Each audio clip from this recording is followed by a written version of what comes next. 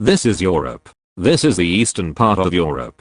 As you already know, many countries that should be considered Eastern European prefer not to. Some of the most famous are Estonia, who considers itself as Northern European, and Poland, who is considered Central European. But why is that? Well, first we need to go back in time to 1917, when the Russian Empire had a communist revolution under a guy named Lenin and became the Soviet Union. Then some years later he died and a Georgian guy, no, not that Georgia, named Stalin took over. Then in 1933 an Austrian guy named Hitler became the leader of Germany. He later on decided to invade a shitload of countries including the Soviet Union, and by 1945 he was successfully being defeated by both sides, ending the Second World War. But what's important for this video is that after that, the Soviets established a bunch of communist puppet states throughout Eastern Europe as a buffer zone between the Soviets and the West. And in the case of the Baltic states, they were absorbed into Russia prior to the war.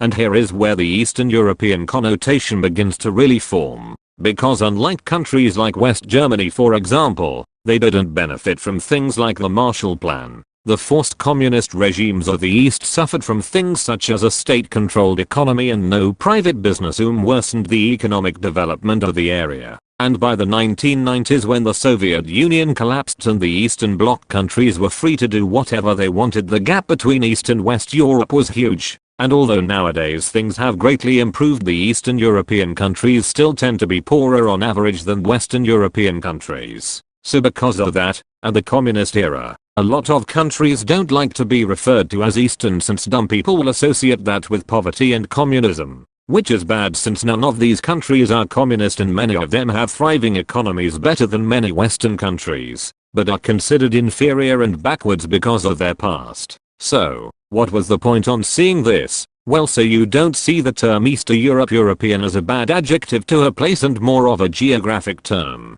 And I guess Estonia could be Northern European. Thanks for watching.